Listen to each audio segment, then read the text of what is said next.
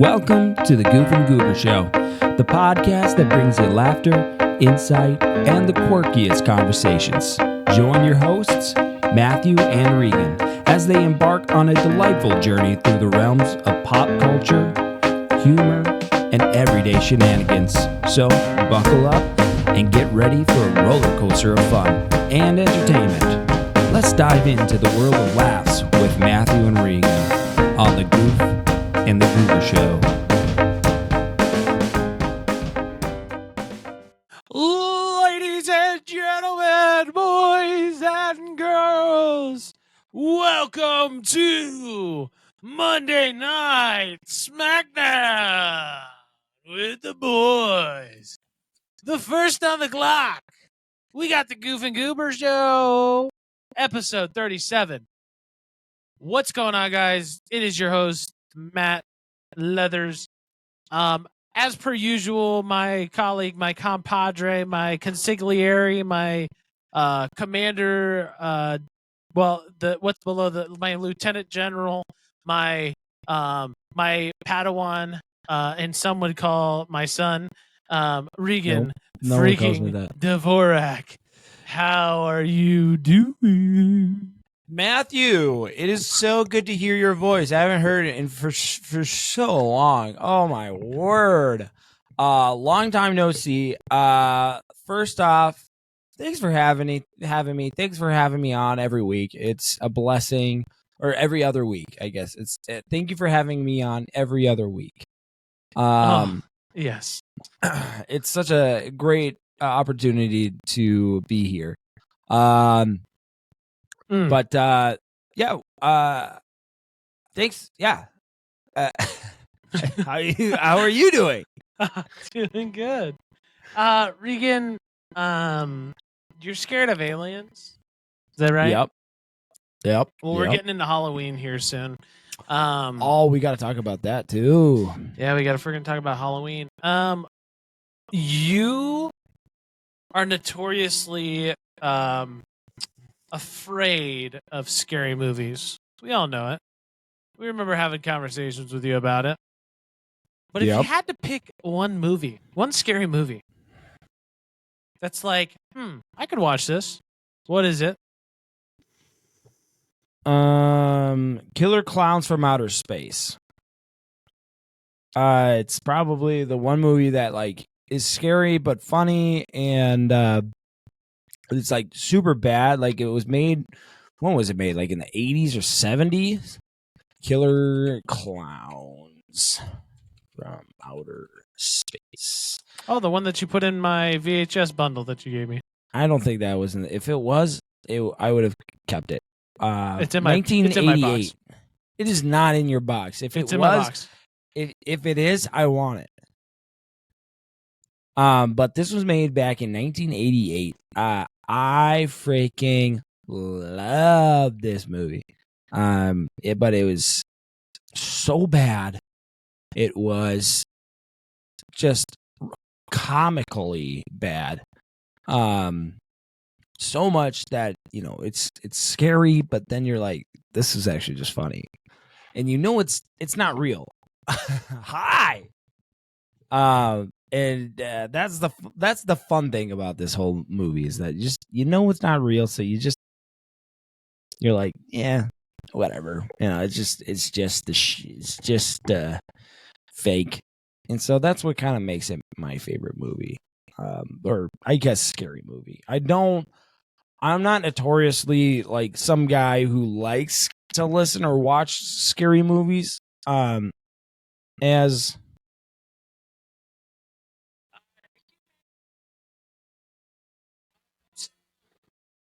we got closer to the mic. You can kind of hear. You can't really.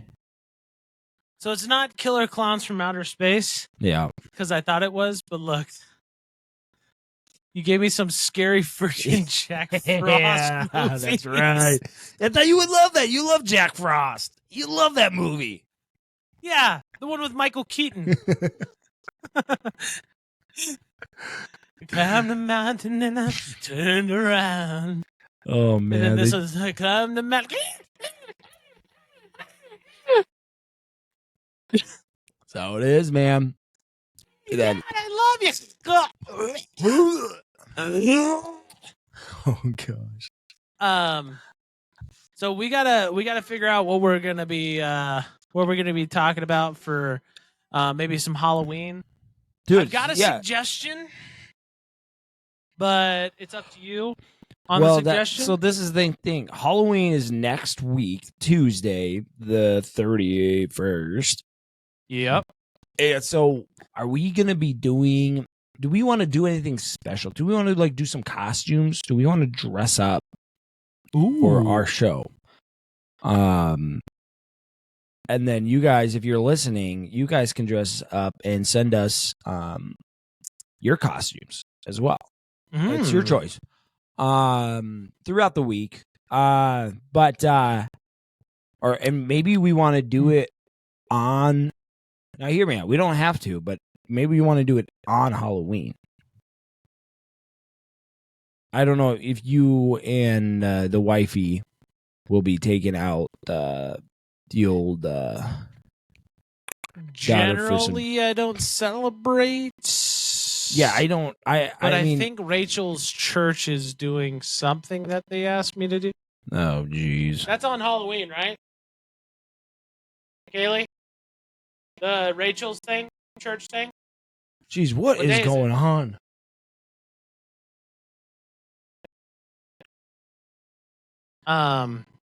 We'll have to talk about it. We will talk about it. But I do have a suggestion. Okay. What's I do the have suggestion? A potential suggestion. On Disney Plus, they just came out with a series called Goosebumps. Goosebumps were really big when I was a kid. I didn't really. I really loved. Oh, they were so good. But again, it's totally up to you. That was my suggestion. We got to do something, Halloweeny or. Yeah, I feel like we should. Top 5 Halloween movies. I would be fine with Goosebumps. Goosebumps isn't like I don't want to do the freaking spirit I don't want to be ones scared or freaking yeah. Well, this one might have some spirit stuff. I don't think there's. I mean, it's kind of like Haunted house or whatever. The Haunted Mask is one of them. How many episodes are there? There's 6. Are they all so out? Far? There's 6 out right now. Yeah. Oh, there's 6 out right now. I wonder if or okay. Hypothetically, we could just talk about some of the cult classic Halloween movies. Like the Disney Halloween movies. Children of the Corn. Children of the Corn, Halloween Town High, or Halloween Town. You've never seen Halloween Town? Halloween. Gosh. Town. I think some early 2000s, 90s. Do that to me? So good. It's just Google's kind of messed up right now. Let me see some images of this. Oh, it's that one. I have not seen that one actually. I've seen Hocus Pocus. This is the one that I have not seen. That's like this, like the really like main one that everyone saw that I didn't get to see. Because growing up, for me, I mean, probably you probably don't. I don't know about your family actually. Did you guys really celebrate Halloween? Because like my family, we didn't at all. Yeah, they did. Yeah, we didn't celebrate Halloween really at all growing up. Like kids, we didn't go trick-or-treating. We just stayed inside and watched a movie downstairs, shut off all the lights, or did church events. My parents did not believe in Halloween. They thought it was the devil's holiday. I mean, I can agree with you. I think there's some things with that for sure. But you know, as a kid, oh my gosh, I was just scrolling through freaking Disney Plus, dude. Yeah. You ever watched the Gargoyles? Oh yeah, the cartoon series. Gosh, yes, dude, that was such a good on series. Disney Plus, so dude, good. They've got so many good oldies on there, dude. So many. Gosh, they gotta get Recess on there though. Did you watch Recess as a kid? Oh my god, dude, that was the best on Saturday mornings. Oh man, waking up. That was the best feeling ever. Like, of just Saturdays, and you just like relax and just get to watch cartoons right in the morning. Like, you get like 3 hours, maybe 4 hours of just cartoons. Oh yeah. Like, I didn't get cable, so I couldn't watch cartoons throughout the week, really at all. So my only cartoons was on Saturday, and man, it was great. Just like ice cream. The first time you try ice cream, or that other thing, but so good, dude. I saw it and it hit a nostalgia point. So I apologize for interrupting, dude. Man. I had my brothers over last night, and my older brother who took my graphics card, he was showing all these games that we used to play on our PC when we were young. I didn't really play a whole lot of them. I think I only remember watching my brothers play them. The only one I do remember playing was Backyard Baseball, and that was such a nostalgic type of feel when you're playing that bad boy. But a lot more difficult than I thought it was. I was like, I don't remember it being this hard. Like, I remember the ball. I just like, I know I gotta hit it, and there's a specific thing with the shadow that I gotta watch, but I can't remember how I used to do it. I mean, I probably played that game for hours. I mean, I was just playing. I was like, I do not remember this. But, you know what we could do? Have you ever seen Hubie Halloween?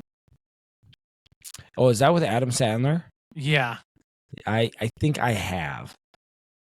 That is a hilarious movie. You know what we should do, though? Actually, this is what we should do with all the viewers live on air after the show, is do a premiere, like a watch.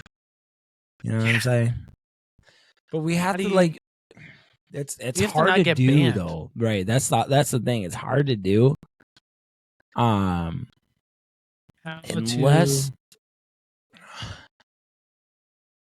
I mean, we only have like 3-4 people that really show up. So maybe what we could do is have them all on Riverside, and we all watch it together on Riverside.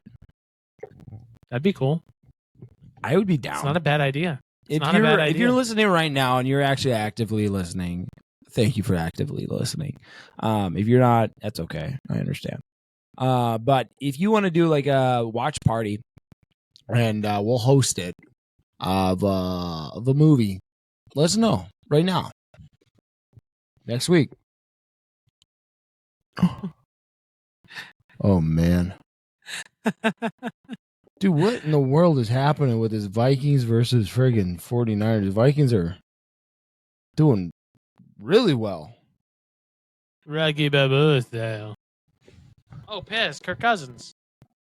Yeah, dude. Freaking Kirk Cousins going off. Well, now they don't have a star receiver, right? So, like, everybody's, like, the team doesn't, they're not freaking out about one guy and double coveraging on Jefferson. And then, they're just playing normal football against a team, and, whoever arises. You know? Yeah. Which is kind of the football I really like. Is, hey, we got guys who can do it, but let's put them in a situation where they don't have a guy who could pull 2 or 3 guys off. Let them go play. Yeah, that's what I kind of like more about is some football teams when their star player goes out. It's like, who really is this team? Who really are you as a team? Because Vikings is basically built around Justin Jefferson now. Well, after the preseason. But now he's gone. So now who's the guy? It really emphasizes the idea of you're only as strong as your weakest link, right? Yep. And nobody wants to be the weakest link, so everybody's gonna, hopefully ball. That'd be great. We'll see how this goes, but all right, sorry to go. We're off track, but you're good. So, we're gonna be jumping into some Loki episode. Matthew. Do you want to share your freaking big news? So guys, I wanted to let you guys know. I've I've been dealing with something. I've had this infection on my leg for like 6 or 7 months. Yeah. And it's come to the point where there's no healing the leg anymore. Oh gosh. And so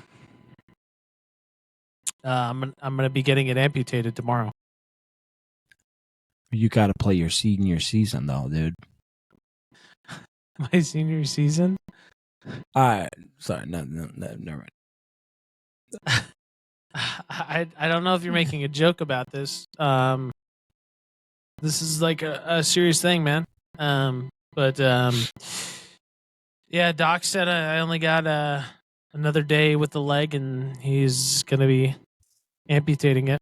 Jeez, dude. Yeah, do you guys want to see it? Yeah, sure. You want to show like the X-rays? My leg in general.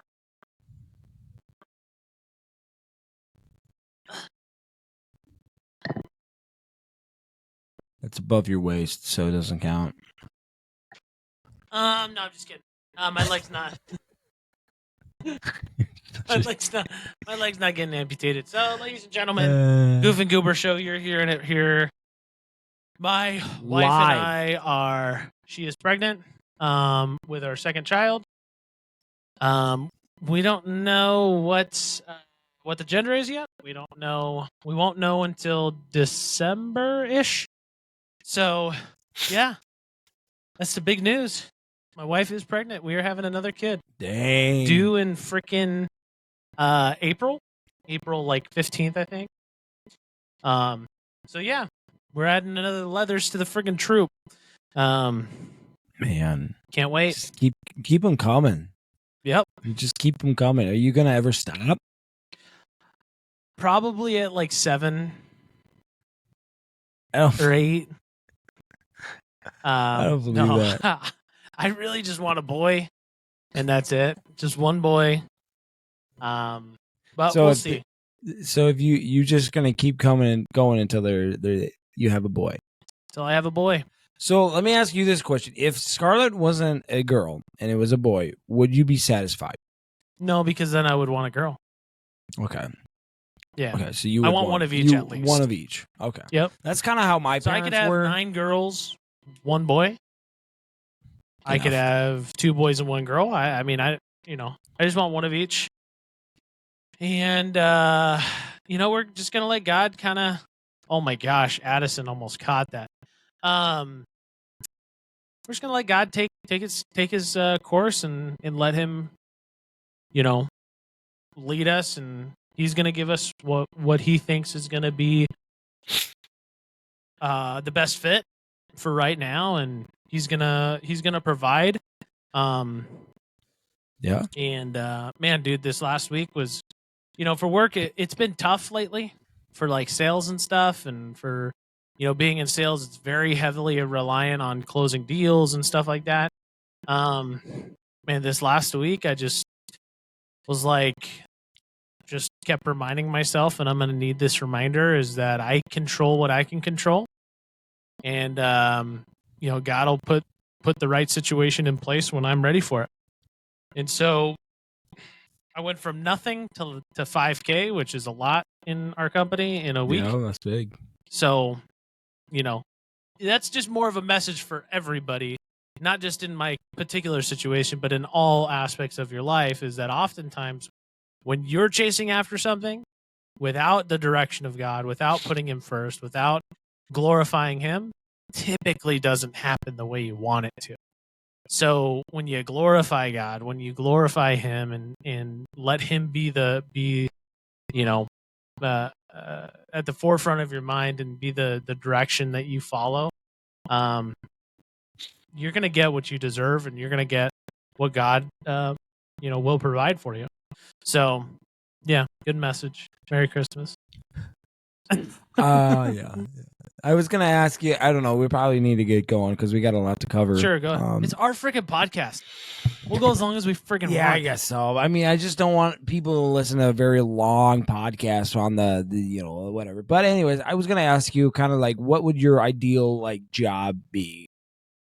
My ideal job? Mm-hmm. Well, there's two. Okay. I would like to coach football full time. That'd be great. Be a football coach and recruit.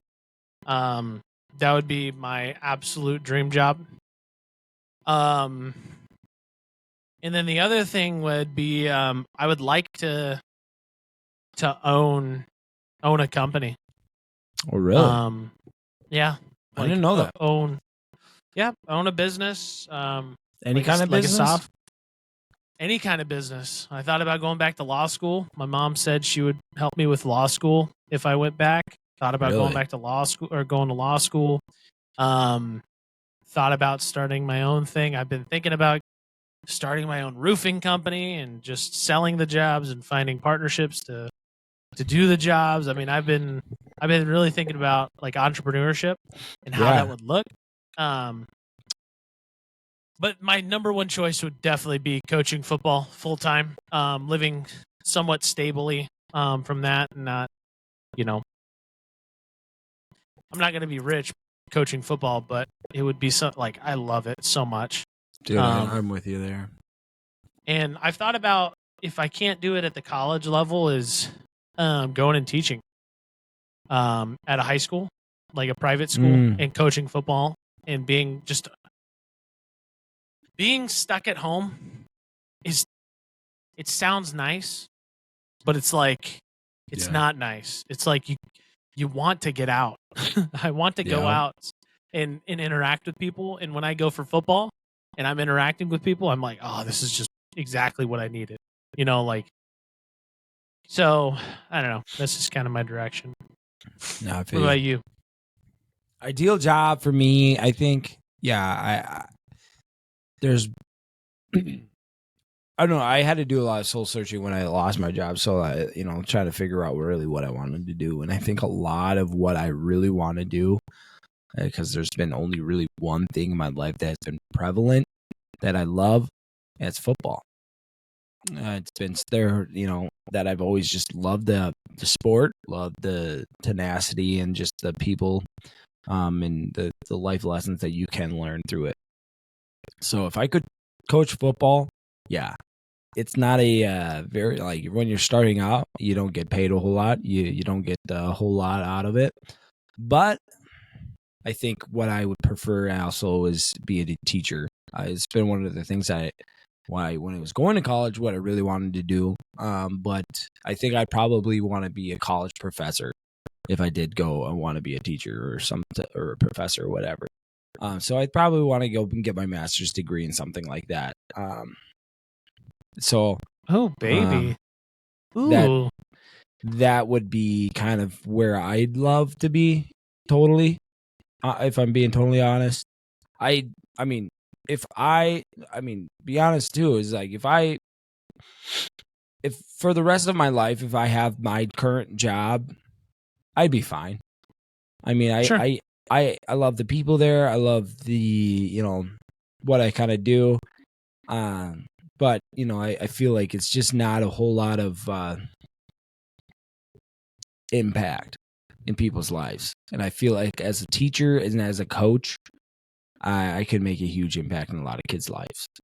And just those types of relationships. Because as an accountant, you really make no relationships at all.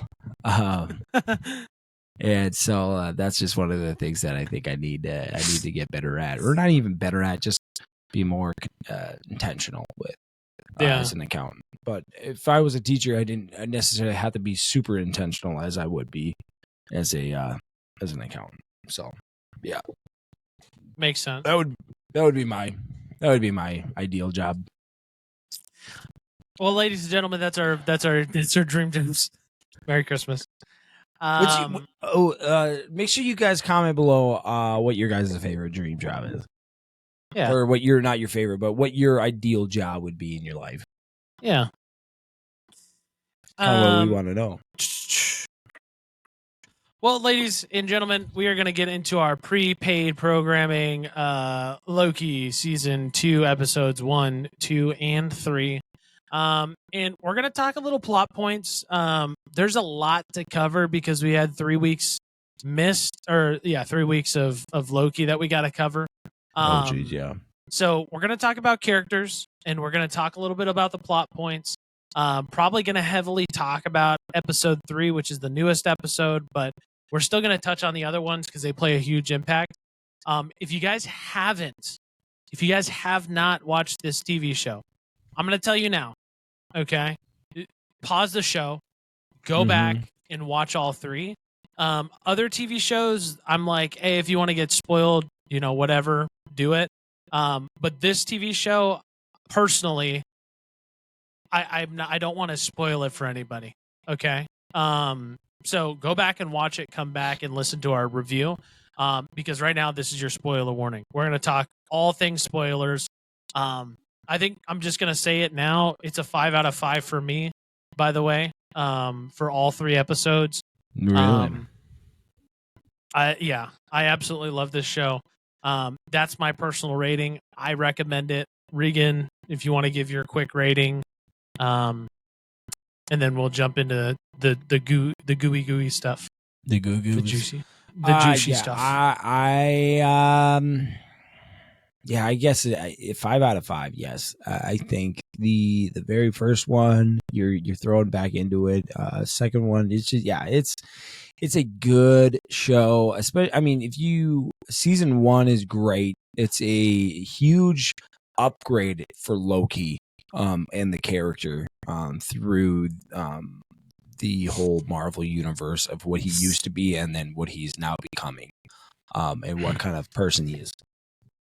And so, I give this whole series a 5 out of 5 so far. Season 1, 5 out of 5. Loved it.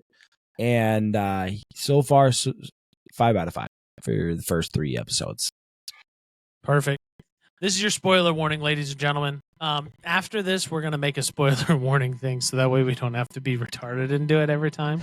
We'll just make a couple, and then we'll just play randomly. But this is your spoiler warning.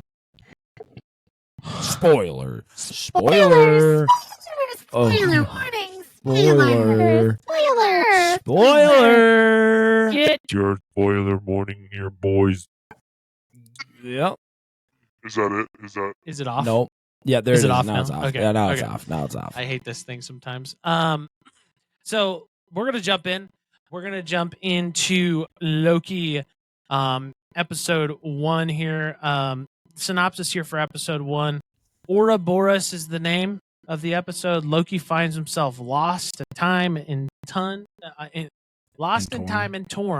quite literally, between past, present, and future. So let's jump in, man. Yeah. Let's talk about a couple key characters here. Let's talk about Mobius. Just right off the bat.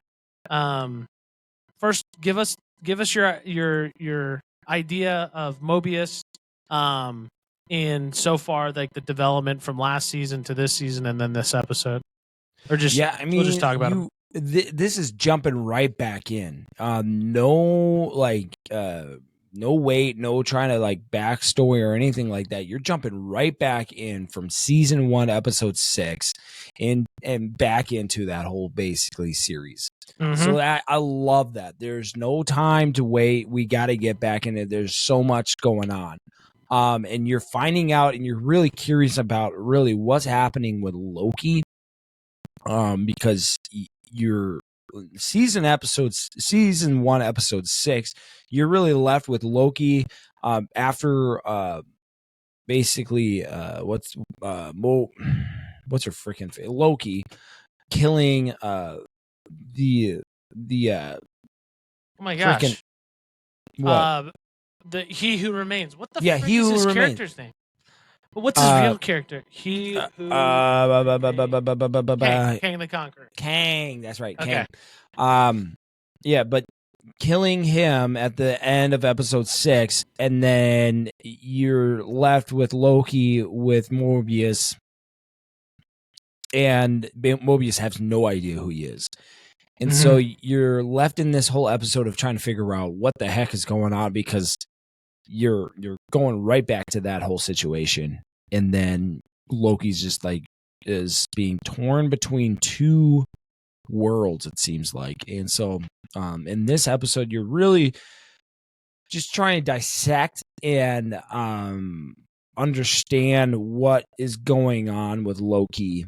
And you find out that well, I guess I don't know how far you want me to get into what's going on, but yeah, I mean, you gave a good backstory. So the idea here, what I think is crazy, and I probably should have watched back Loki season 1 before watching this, but like Regan said, this is directly right after episode 6 of season 1. So for us who haven't watched Loki in 2 years roughly, I would highly recommend, if you haven't watched any of these episodes and you didn't listen to my spoiler warning, go back and watch the first season again just to refresh.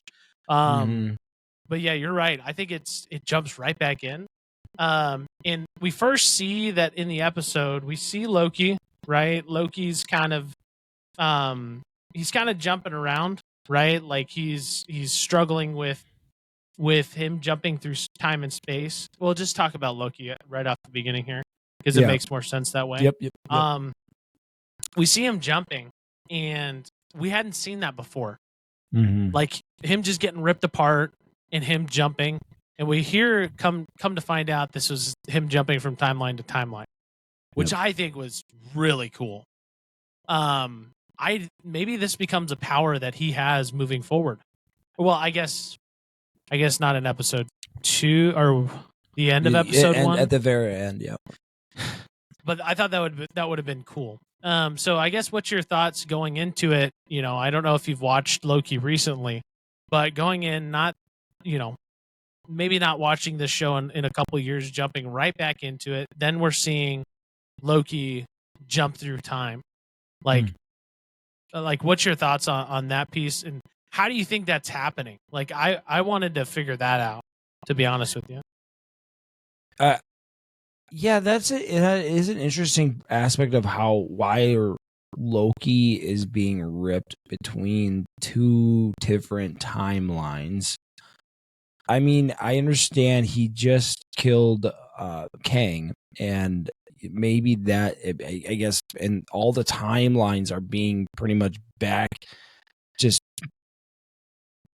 pushed around now. I mean, not pushed around, but there's no stemming or pruning of the timeline. So I guess I am curious. I don't know. I don't have too many questions on Loki and being ripped apart there. It kind of makes a little bit of sense to me because they just killed Kang. But what I'm curious to what you said there before about him basically now killing off pretty much everyone, all other Lokis at the very end, because what we find out is that Loki's being separated because of so many, I guess, it doesn't make a whole lot of sense. I mean, like with this whole thing, it doesn't make a whole lot of sense. And you're trying to understand this whole thing of how the directors or the writers put together this whole, like, how they perceive time. And you're learning so much about the TVA, right? It's the TVA, right? Yeah, the TVA. Yeah, and well, I think how the biggest they all thing started. The problem is so what's happening is that he goes back in time. He's affecting the future. Then is what's happening. So like back in time, he flashed in, dropped the ball down from the ceiling, it cracked the floor. He went back into the normal time where he's at, the future of the past, and the crack is now there, and it's always been there.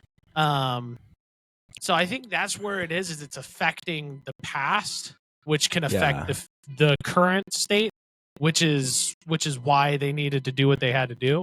Yeah, and maybe that's going to be more understood of what's going on to Loki, because I think you made a good point about this type of power he might have has of switching between timelines. Because I mean they did fix it at the very end of episode 1 of basically him killing himself, but then them grabbing him out of the timeline and bringing him into their timeline. So he had to basically kill himself in that one timeline, and then pull him out into their timeline. So I think he was trapped between two timelines. Actually, I think that's what was happening. He was trapped between he was technically in one timeline and technically in another timeline. I guess the timeline didn't know where to put him. That's what I'm thinking. They had no idea where to put him, so they were like, "Oh, you go here. Oh, no, wait, you go here," and they'd randomly pull him between these two timelines. But Loki was understanding more about what was happening in those different timelines, basically about who Kang was and how he started the TVA. But I think that's a good, interesting point that you made, though, about him. Does anything carry over with him with now being pulled back into that timeline and being his body basically being pulled between those two timelines? And that's we could find out here. And I mean, nothing's happened in the first 3 episodes kind of depicting that he's got anything or some power or whatever. But I will say, and kind of going on to the powers talk, if you will. Yep. Is that we have seen a lot of his power come through this show. Like, we see him using his magic that he had back when we saw him in Avengers, the first episode, and then we saw him in Thor. Him actually being Loki and using his mischievous magic. We do see that throughout the episode between him and where is it? Between him and what's her name? Where'd it go? Or not this episode, it was next episode, sorry. But between him and Sylvie is that we see his powers being developed more. What I really thought was pretty dang sweet about this episode, and we'll kind of jump into the next character, is we learn about this guy named OB. In OB, I mean, first off, I think he's a big character, obviously. And I think he's going to come back and be kind of a central point for the story in figuring out what they're trying to figure out in this story. Because right now, just so you guys know, with the first 3 episodes, there's some direction, but there's not really a direction. There is, but there isn't, right? And OB is going to play a massive role into this. You want to talk about OB? Talk about his past? Talk about what's... Yeah, I mean... I freaking love this actor. Just, I mean, knowing him from Indiana Jones and the Temple of Doom, and from when he was like watching that as a kid. I mean, he was probably like way older than I was, but like knowing him from that whole thing is just great. And the Goonies as well. I think it's so awesome to see him as an older guy. He's from the Goonies? Yeah, dude, he's the gadget guy. No, I thought he looked familiar. He's the gadget guy in the Goonies. He's Indiana Jones's like assisted kind of type guy, like in down whatever you call it. But yeah, I freaking love it. I don't think I've ever seen him in a movie until now.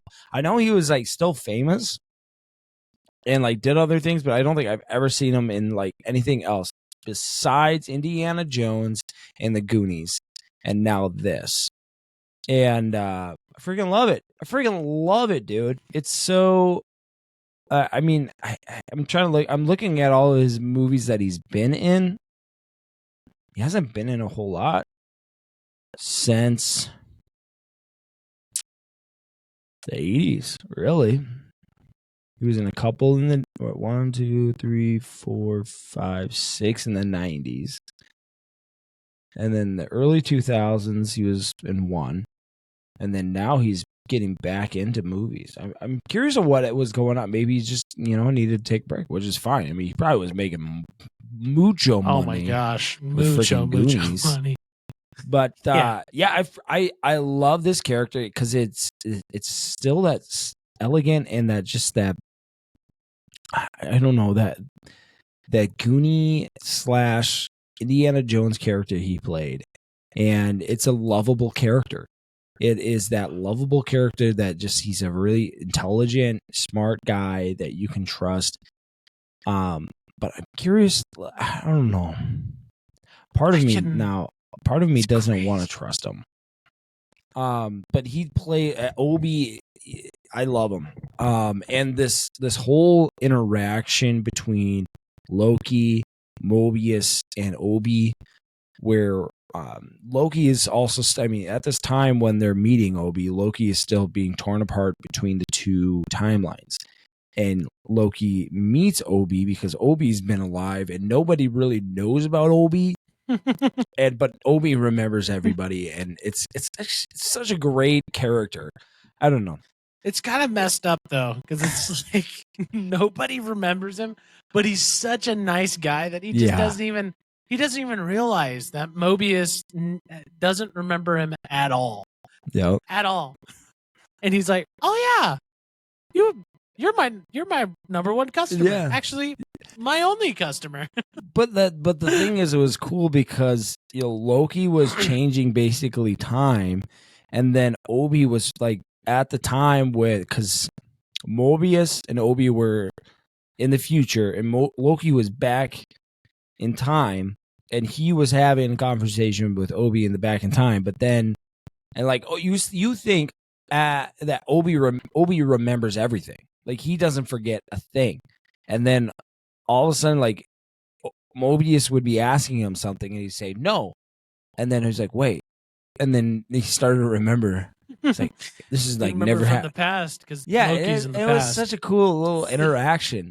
I loved it because you're moving between two different OBs, and then two different timelines. One with the same like character in those two different timelines, and then I don't know. It's just a fun part. It was really fun because Obi was just like kind of interacting with himself in a way in his past, and he's like, oh wait, yeah, I did. And then he made like the whole machine to grab Loki out of the timeline. Yep. And it was just like, oh. And then he was like, oh, I've got this big old freaking machine here. I remember now. Oh yeah. Oh, it's so great. I just thought so. The cool thing, in my opinion, is the fact that Obi. So the reason Obi plays a massive role in Loki is he wrote the manual for the TVA something. I can't remember what the manual was for, but it was like for the timeline, essentially. He created the manual for it. And so, like, he knows how to do pretty much everything. Like, he knows how to fix everything for the TVA. And so he's going to play a massive role for however the show is being directed. And, I mean, this guy plays, he could come back, to be honest with you, and be a villain in the end, and I wouldn't take him as a villain. He'd be the most sinister, like, Joker-like villain that I've ever seen. Because he's going to play us. He's going to play us really hard, if that's the case, right? He's like one of those ones that's like, you just get stabbed in the back and you're like, holy crap, this guy's a villain? Oh my gosh. And I don't know if that's the case, but I mean that's happen.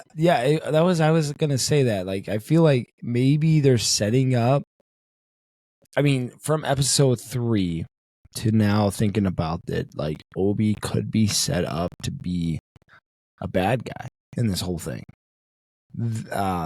And that we can talk about that maybe when we get to episode 3, but I feel like from watching episode 3 to now talking about episode 1, Obi could be set up to be maybe, yeah, villain, maybe. No, I don't think. I think he.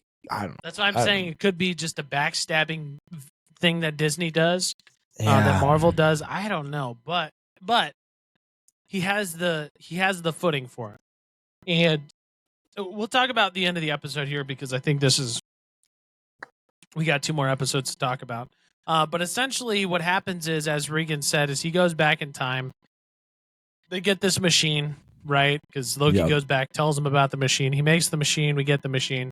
And now Loki and Mobius have the task of essentially ripping Loki out of the timeline. And Mobius's job is to essentially be the person to do it.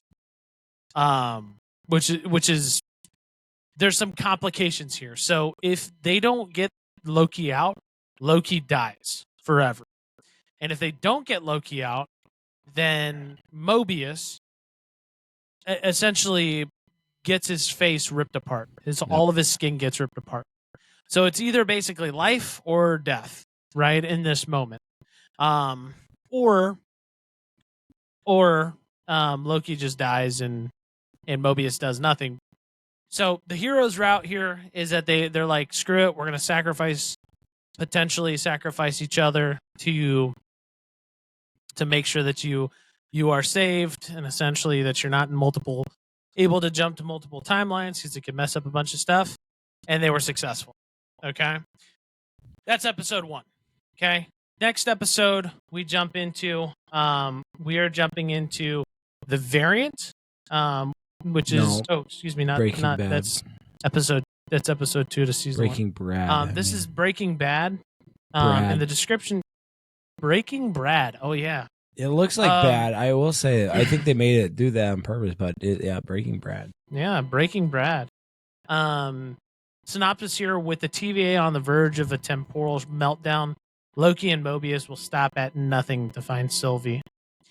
And so as it says, Mobius and Loki are trying to find Sylvie because she is now jumping from timeline to timeline as well. And so their goal is to essentially stop her from doing that. Now, where I think a lot of character development happened here was with Mobius. Now, to be honest with you, Mobius, I'm not a huge fan of what's his name? The actor, what's his name? Owen Wilson. Owen Wilson. I'm not a huge fan of him as an actor, but so far I've actually really been liking him as Mobius. The first season I was like, I could tolerate this, but this episode and last episode really kind of built more foundation to him. And seeing what he's, willing to do essentially, right? And how he operates. He's the quirky guy. He's the guy who breaks the ice. He's the guy who throws out comedic jokes and stuff like that. But this episode, he pulls a really good stunt at the end when they're doing the interrogation with Brad. And they were talking about him just kind of lifting Loki up because Loki just wasn't feeling himself. And essentially, I just saw a lot of character development. Yeah. Was there anything just based off of this episode that you were like, man, Mobius is a great character? Or do you not like him? What's your overall opinion of this character?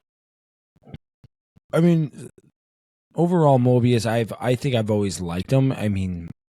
It's been mysterious to me since season 1 of where he came from, and you're also knowing a little bit more about that character building, like you said, because everybody wants to know about their variant, who they were, because they're all finding out that they had a life back on Earth or wherever, and everybody kind of wants to know about their life except Mobius.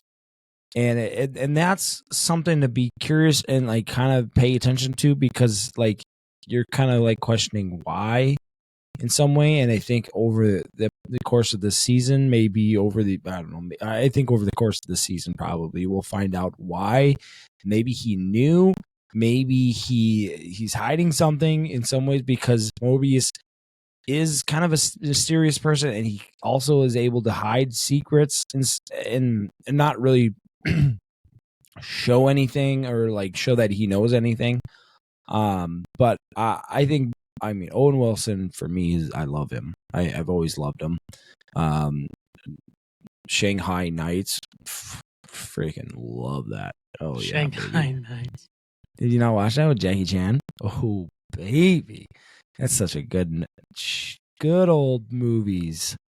Oh yeah, I've seen that. Yeah, okay. but yeah, I with Mobius. My thing is I can only see him in.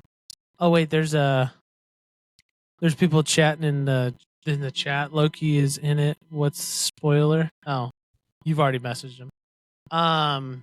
Yeah. Sorry, I just saw it. Jeez. But my thing is okay. Hear me out. Okay, give it to me. I have always seen Owen Wilson as just the comedy guy. Yeah. I've only seen him as a comedy guy. Now, coming into the Marvel Cinematic Universe, the MCU, my expectations for me have always been higher for the actors, right? Like, we expect people to be able to be not a Chris Evans is he's pretty good, but like, an RDJ, a Tom Hiddleston or Tom Holland, right? Like, who can dive into very serious roles, who can be quirky and funny at times, but really at the center is, there for character building. And I've never really seen Owen Wilson do that other than, whatever that dog movie was, but that was still kind of, I don't know. Yeah, I know what you mean. I can't remember what the dog movie was, but the dog dies, I think, at the end or something. Yeah. But he's really grown on me. He's really grown on me. As an actor, in this movie, this TV show. What this show has become for me is more of a buddy cop situation. Like, it's a buddy cop show. Like a mystery, good cop, bad cop type show. Loki's the bad cop. Mobius is kind of there to cool Loki down and to be the good guy, essentially. And I really like that aspect. I haven't really seen that in, any of the TV shows that Marvel's ever produced, or even the movies having like a good cop, bad cop type show. And I'm all for a thriller, but a mystery. And, kind of understanding clues here and there of what's happening. The direction of the show is kind of mysterious. And so I think so far I can't get a good read on Mobius. Yeah. There's like part of me that's like, man, he's just, he's a nice guy. He's just doing his job. He's a cop. He does what he's supposed to do. But then there's a side of me that's like, again, backstabbing potentially in the end, is that I'm starting to like this guy. Now, what is he going to do at the end of the TV show? And so I don't know. But so this episode, the premise of the episode again was to find Sylvie. But the problem here and the barrier is that only one person really knows where Sylvie is, and that's Brad. Freaking Brad. And Brad's a douchebag. Brad is a freaking douchebag. The guy's he's just like one of those typical like cops that, the cops that get pulled over for drinking and driving, but they're just like, nah, man, this is the police force. Like, you can't take me to jail because I'm a police officer too. And that's just kind of his attitude, is like he's above the law, essentially. Yeah. And he's a douche. But what I really thought that was really cool was the turnaround when they finally caught him, and then they started to interrogate him. Yeah. And I didn't know about this little square thing. I don't know if that's something that was presented in a different episode or anything like that. I think it was in season 1 when they brought that up. Yeah, probably season 1 or something. I don't know what episode, but yeah. They play it off that Loki and Owen Wilson are off on two different paths, essentially, on how to interrogate this guy. But in the end, they were all on the same page.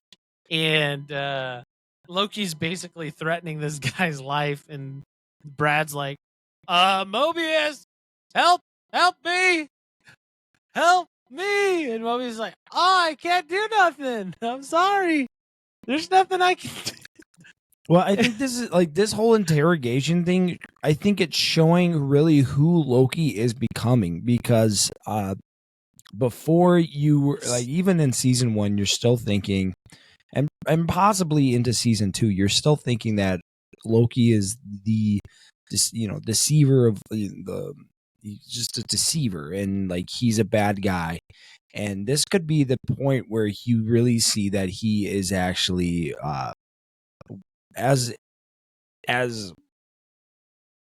a good guy, basically. Yeah, he's changing a corner and wants to be good and is trying to do the right thing. Because he talks about where he wants, like, because Mobius, you see him get mad, and then Loki talks about when his brother, like, he got pissed off at his dad and his brother, and one time try to take over the, when the Avengers, the first Avengers movie. Yep. And he's making fun of that, or not necessarily making fun of that, but trying to relate with Mobius by that whole situation and saying, yeah.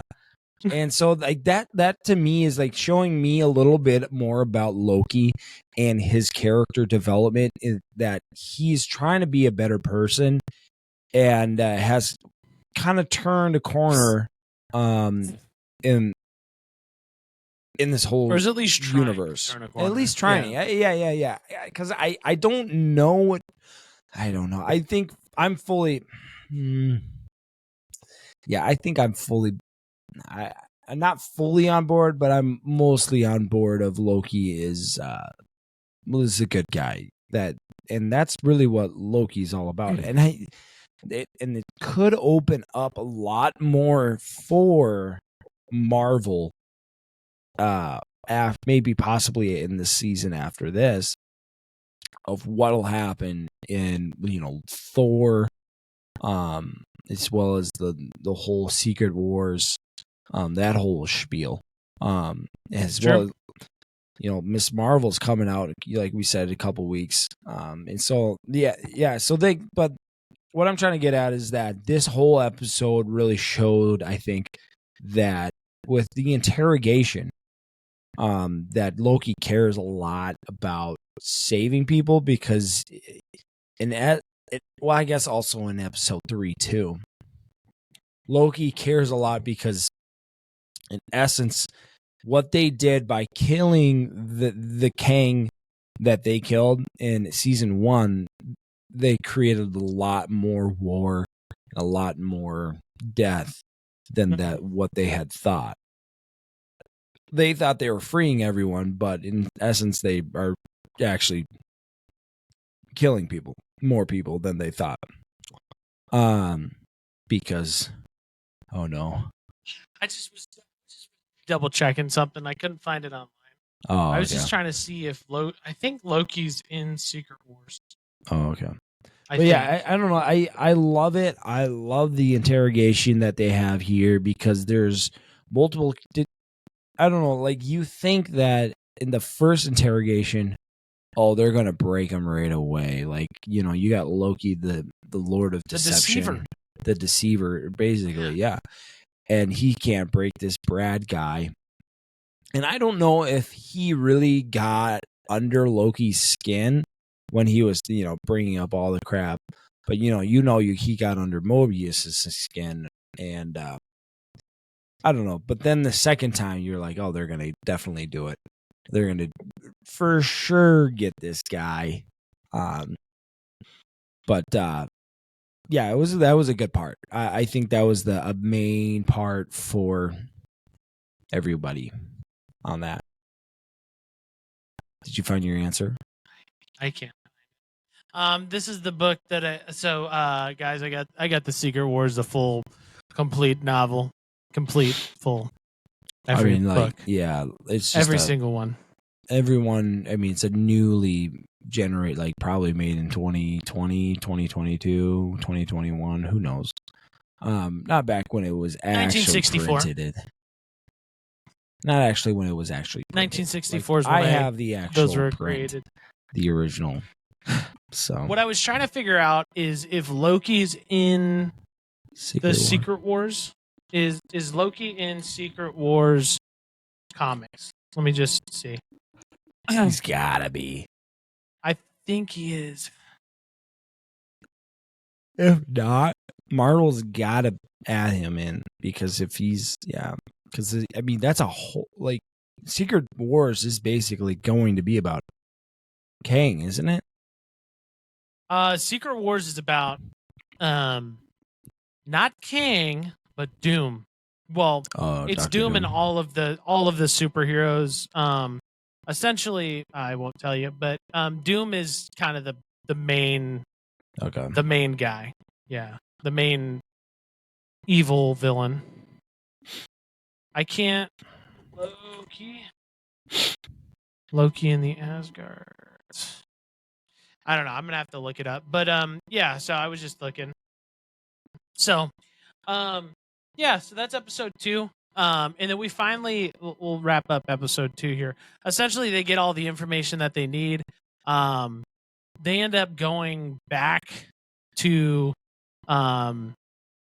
once they figure out where Sylvie's at from Brad, they go back to the McDonald's that they saw Sylvie in, and they meet with her and they talk with her, and they're like telling her, "Hey, you need to come with us because the reason you need to come with us is because essentially, if you don't come with us, everybody here dies."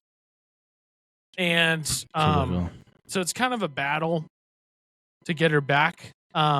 And come to find out, Brad actually set them up for an assault, a secret attack from the Russian lady. And so they battle them, kill all of them, essentially. Loki comes back to the TVA. Sylvie comes back to the TVA. She leaves and goes back to McDonald's, and that is episode 2. Quick thing about that McDonald's thing, because there's a little secret scene, or what necessarily a secret scene, but the end credit scene of episode that they 1. have from episode 1 with that man. And some people online are saying that is Mobius. Do you agree, or what do you think about that? A whole that's Mobius's past or whatever. Have you heard about that? Well, his name says Jack. Yeah, but you don't take your freaking name from Earth, you know. It's like, Kang. His whole name on Earth from season or episode 3 was something time. Jacob Time or something like that. What was it? But I was like, I mean, do you think that that's a possibility? I think it's a possibility, but Victor Timely's episode 3. Yeah, but that's my point is that you don't take on your, when you're in the TVA, you don't take on your earthly name or whatever you came from. Yes, I think. Okay. So, yes, it could be. But I think that's just hocus pocus. I think it's people just seeing it, they're like, oh, man, that's Mobius. Yeah. Yeah, I feel you on that. I don't think it matters too much. Like, it's just like, I mean, it was mostly all for Sylvie. But, yeah. Well, unless... So, she wants to know about her past. Mobius doesn't know about his past. So, it could... But I don't know. I just think people we like to theory craft. Oh yeah. People like to theory craft. Could be. I don't see it happening. I don't see that. When I watched it, I wasn't like, oh man, that's Mobius. No, I was just like, it's just a kid. And she's nice to the kid. Maybe. Maybe I gotta watch it again. I don't know. But I don't think you gotta read too much into that. I think it was mostly for Sylvie and where I don't know. Maybe she had a kid or something. I don't know. What I will say though, what I will say so far, because we're gonna get into episode 3. Episode length 48, 52, 56. Longer episodes. Bada bing, bada boom. Marvel, That's what we you did it good. love. You're doing it That good, is Marvel. what Keep we it going love. up. If it's even an hour and 20 minutes, I don't care. Yeah. If it's good storytelling, we'll watch it. This last episode, 1893, I freaking wanted more. I kept wanting to keep going with Kang, with Sylvie, with freaking the Miss Minute, just everybody, dude. It was so good. I was like, I don't want them to end it here, but Kevin Feige, good job, brother. Yeah. Keep it up. Keep it up. Bravo. Keep adding more context. Look, context is everything, especially with the time story. You can't go jump time to time without context. So more story, the better for us. And yeah, I love it. So, Regan kind of already introduced it. 1893, Loki and Mobius go on the hunt to find everyone's favorite cartoon clock as they try to save the TVA. So again, this is a buddy cop show, which is fun. I really like that. In this episode, legit straight buddy cop the entire time. And so right off the bat, we are introduced back to what's her name? Something Rain, Storm Rain or something. What's her name again?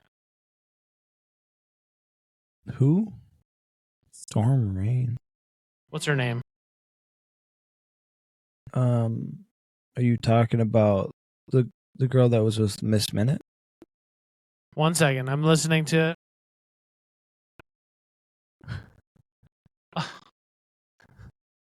What am I doing here? I can't remember her name. Loki. What is her name, dude?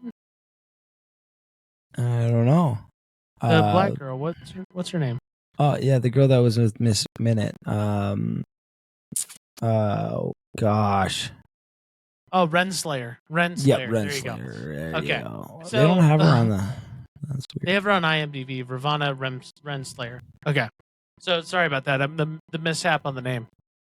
So we're introduced back into Renslayer, which is she was kind of the head of the TVA back in season 1. She kind of led the charge. We are now introduced to her back in time in 1968. And we see her reintroduced to Miss Time or whatever her name is, the clock. And so we're reintroduced to her. We're told that Renslayer has to essentially refix the timeline or make sure the timeline is supposed to go where it's supposed to go. In the way that they were able to do that is to give a certain envelope at a certain time through a window for a particular person, and time will essentially fix itself. And so we are then introduced to no other than Christopher Majors as Kang the Conqueror is what we will know him as in the future, but he is, what was his name? Victor Timely is what his name was. Yep. But a young version. And so essentially what we're told is that right now, because Kang's dead, because Sylvie killed him, there is no Kang. And so now we have to revisit and remake Kang, essentially. Kang. First off, super cool scene. They're going back. I'm one of the biggest proponents or like advocates for time travel movies. Like one of my all-time favorite movies is Back to the Future. So good. You can't go wrong with it. No, can't. So her going back, I really got Back to the Future vibes. Him going back, finding the not the Sports Illustrated, but the record book, using the record book, but then having to go back in time to fix it, this is kind of that kind of situation. So first and foremost, were you surprised when you saw the time lady, or were you like, oh, I knew she was going to come back? I mean, they were talking about that Renslayer and the Minute Maid, whatever, Miss Minute. Yeah. Miss Minute Maid Lemonade. Miss Minute were working together, so it wasn't like a super big surprise. Renslayer, I forget who that was, to be honest, from season 1. I was like, forget who Renslayer was. But then yeah. Like I don't know why they call her Renslayer. That's her last name. It's just Renslayer. I don't know. This was kind of a weird last name to me. Well, I think I don't know. But anyways, so that was an interesting, especially, but it's been interesting to see this kind of cartoon type like clock interact with people. It's not like a very good CGI thing. Like that's the thing about this whole I don't know, Miss Minute is just it's just weird.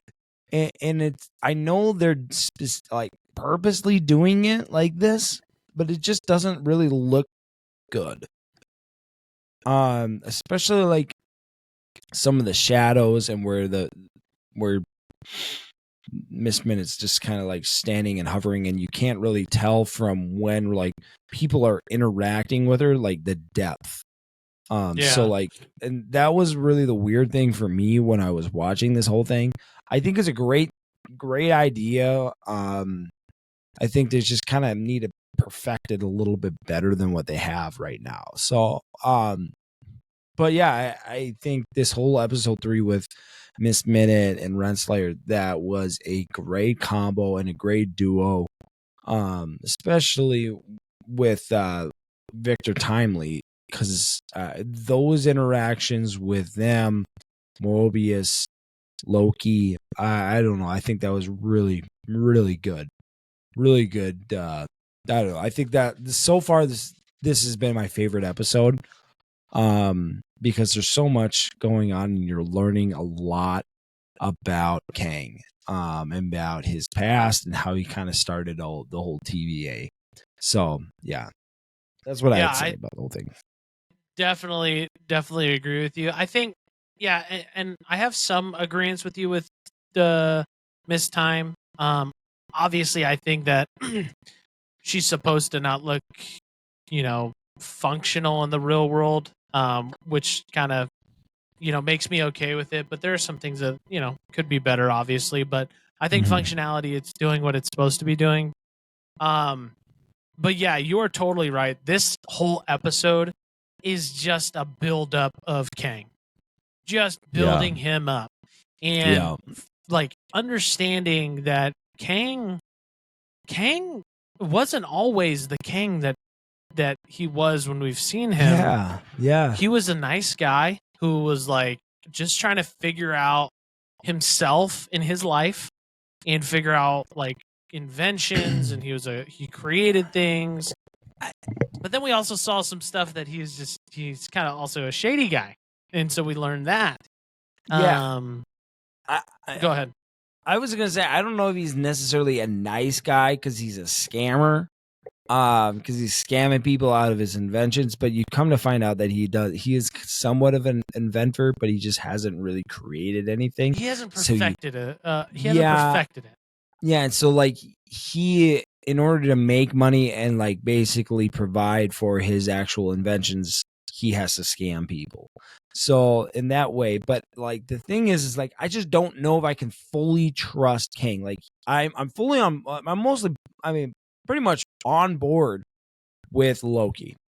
I'm still holding back because it's Loki, but with Kang, I'm not fully on board with him.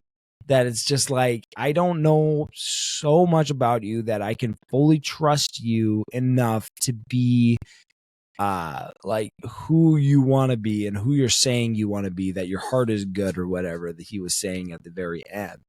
Yeah. And so like, I'm very much holding back, and I'm curious. I'm very excited for these next episodes to finding out more about who Kang is and if what's going to happen with him. Because I don't know if he fully understands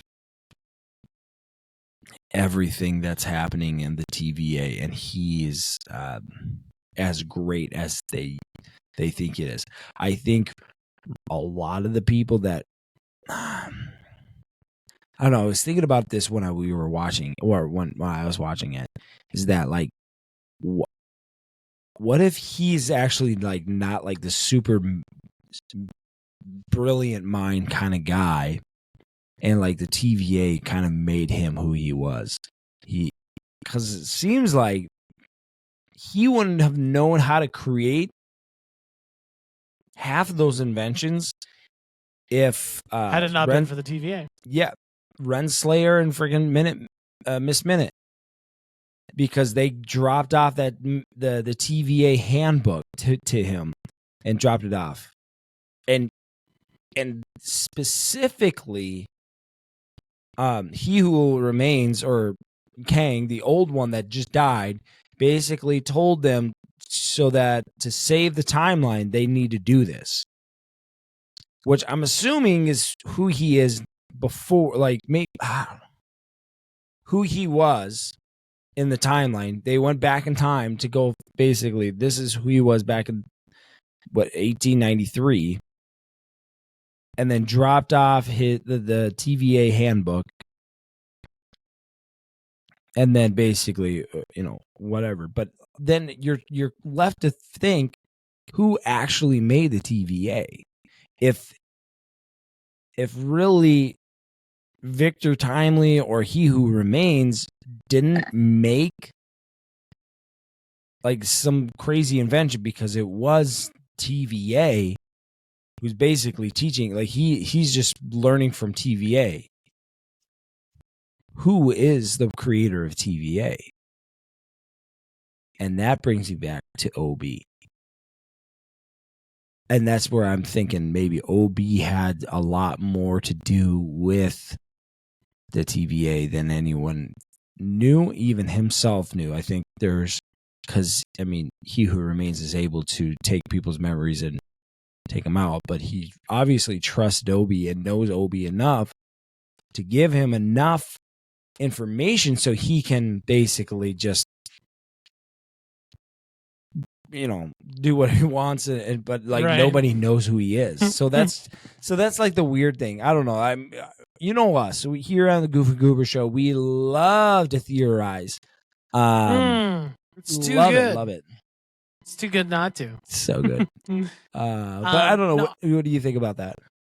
I think that's plausible. I think that's something that we could attach to, and it's something that could. It makes sense, right? Because it's like, right. We learned from the episode before that, OB created the book, and OB's signing. He's like, signing an autograph from the guy up front because he read the book. And so it makes us believe that could be, and that's where my idea of he would turn into the perfect villain, because we're being like, they're just setting it up for it. Who truly is running, he's kind of like the puppeteer in Kang's the Puppet, that everybody's chasing after, but in reality he's being controlled essentially by OB, and who knows, like, not quite sure. I definitely, I'm leaning on the side of that, but again, we speculate a lot. Yeah. I've only been right on one speculation, and that was with Secret Wars. Secret Invasions. Secret Invasions. Or Invasion, or whatever it is. Yeah. So getting back to the episode, so like I said, we learn Kang essentially learns everything from the book. The book came from Renslayer and Miss Minute. We found out that he's a crook, sells, prototype inventions, their prototype, and sells them for money to fund his next project. And essentially we learned that.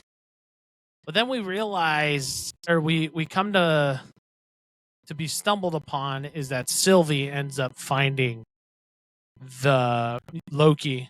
They found Mobius and He Who Remains, or Victor Timely. Yep. And she's essentially just trying to kill him. I mean, that's just what happens. And this is where we see a lot of, not massive amounts of magic from Loki, but enough that's like, this is pretty dang sweet. And he's essentially blocking Sylvie from Victor Timely and protecting him. And he makes this, right at the end of that scene, he makes this explosion, essentially, to push back Sylvie, to push back Victor Timely, to help them escape. And again, this episode really showed us more of what Loki can do, in that he's not completely out of the weeds when it comes to magic. He still has his powers. Right. We learned, or we found out in the first season, is that he didn't have his powers for a little bit there, because in the TVA he couldn't. But out here he still has them. Yeah. So, yeah, that's it. I think that was one of the cool things about this whole thing, because we've never really seen Loki use his powers really until up to this point in this whole series. This is like the first time we've been able to see it, and you forget about that he is, the god of, not just a normal person. Yeah. He still has powers, and so that was interesting to see that, and using it for good in some ways, is that he was trying to save a life, and basically fight off Sylvie. Which that whole scene with him and Sylvie basically fighting each other was interesting, and their dynamics, because I mean, Loki's trying to just cool Sylvie down to not do anything crazy. And as well as like with other different characters throughout the that they interacted with, they were trying to like just getting mad at them for no reason, for like stepping on their toe or something, and then Loki had to freaking just like push them, like do some type of magic to put them in like a cage or something like that with like some tigers or whatever. But that was funny. But I don't know. It was a very interesting perspective, and you forget that it just puts a little bit more of a twist to remind you that Loki, he's still a god, and he's a little g god. That he little g. Yeah, little g.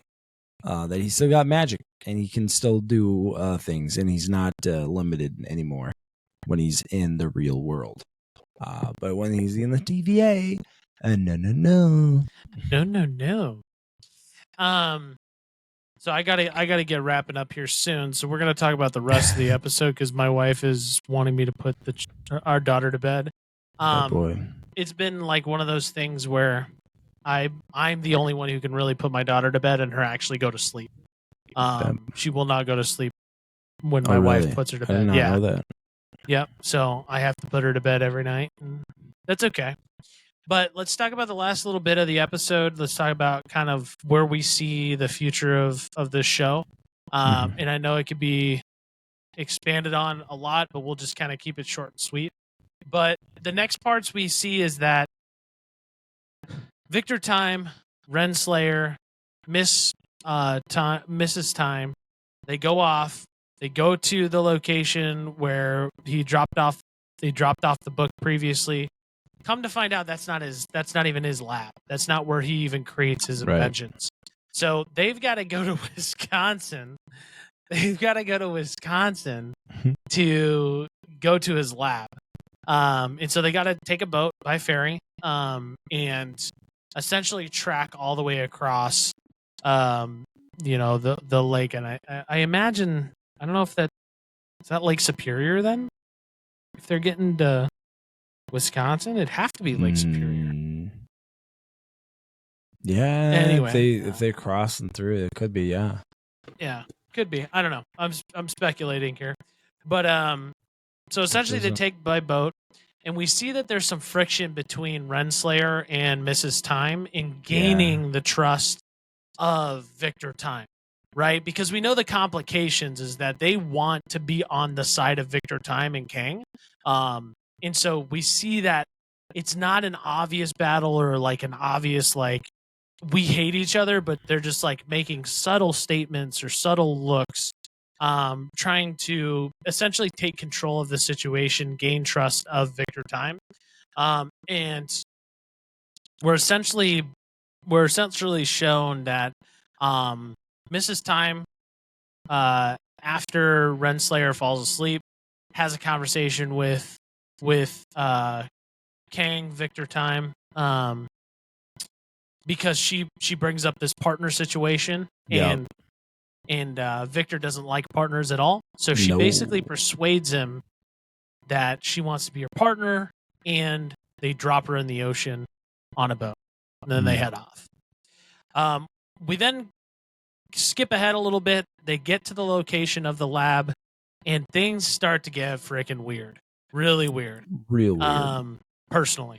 I don't know about you. Oh, yeah. Yeah, things get a little weird. Come to find out, we'll make it short and sweet because, like I said, I got to go soon, is that Mrs. Time is in love with Kang. Yeah. Essentially. Yeah. Yeah. That was so weird. And like Very she weird. wanting him to make a body for him. That was just a weird part of this whole thing that was just like awkward in some ways when you're listening to you're like, I just kind of want this part to be over, but I don't know what they're trying to set it up for. Maybe Miss Minute's going to come back in a full body, or if like Kang is going to make a body for her. But it was just weird. And then like like you were saying, like the whole body part, like not body part, but like the partnership, like that. Victor Timely doesn't like that. That just makes me think that he's not really somebody whose heart will change.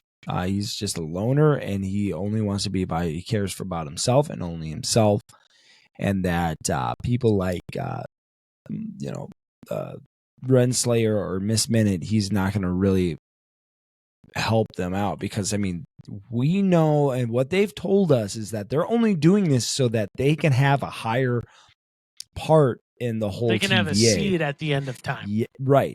And it sounds like it's not really like he's gonna do that from the whole partnership thing. I don't know, but I guess more of a partnership isn't like having a seat. It's more of having you're higher up. They're not gonna die anytime soon. They have more control. San Francisco's probably gonna San Francisco lost. But so you are right. They're trying to have a higher seat. We're then reintroduced back from Renslayer. She made her track by paddling herself, coming to Wisconsin, and she's looking a little crazy. And she basically threatens Kang that, if you don't give me a spot or, you don't give me a shot, then you're dead, right? We're just going to kill you. And then it's just a battle of everybody. Frickin' Sylvie shows up. We got Loki that shows up. We got Mobius that shows up. We got Renslayer, and it's basically a battle of Loki making sure that he protects Kang. That's what it comes down to. And long story short, he ends up protecting Kang. He convinces Sylvie, do not kill Kang. And Sylvie, which I think this is a pivotal point of the show, kicks Renslayer into the portal, the flowing portal that goes up and down that comes out, kicks them into the door back to the spot where she killed Kang at the end of season 1. And we're left off that they are stuck there right now with Mrs. Time and Renslayer looking upon Kang essentially in shock. last question, we can get the podcast ending. We see that. What direction do you think they go moving forward with this piece? They're at the end of time. The end of time shows that he's dead. What are you thinking? Well, like I'm thinking more about what Miss Minute said about like some secret, and it's gonna make Renslayer super angry. Like that's mostly what's in the back of my head right now. Like, what in the world is the secret? It makes me also wonder. Like, I mean, Sylvie, sending them back to that point of time. I don't know if that was a mistake, maybe, of doing that. Maybe she just think they can't do anything there. But I feel like that was probably a mistake by Sylvie to send them back to that point of time.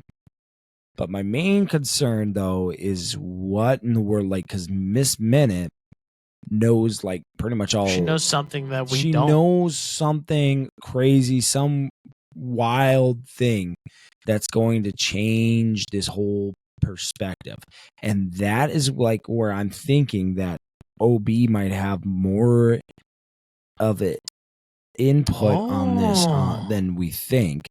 But you just like, man, I'm excited for Thursday, dude. I'm excited for Thursday.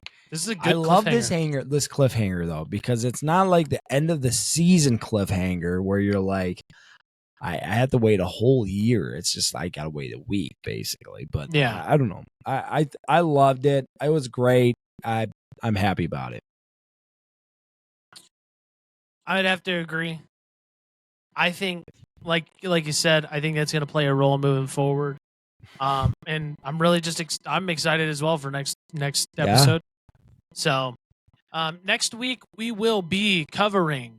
Well, actually, next Monday is the day before Halloween. So we will be doing for sure Loki next week on Monday. Got to. Regan and I will have a conversation about what else we want to do, some sort of like Halloween themed part. And we'll let you know. But other than that, ladies and gentlemen, that concludes our podcast for today. If you like what we do, you have concerns or criticism of what we do, totally fine. Leave a comment down below, like, share. Let us know what you thought about episode 1, 2, and 3. You can follow us on social media on Instagram at the Goof and Goober Show, Twitch, Facebook, Twitter, Twitter, whatever. YouTube, Podchaser, Podbean, Google Podcast, Apple Podcast, everywhere that can pretty much have a podcast, we're on it. And we tune in every Monday at 8 o'clock if you want to watch us live. This episode, we talk some juicy stuff about some football, some weekend stuff, and just boys being boys. So if you want to come hang out on Mondays at 8 o'clock, you could do that right on our Twitch and our YouTube channel and Facebook. So that concludes episode number 37, Loki, episode 1 through 3.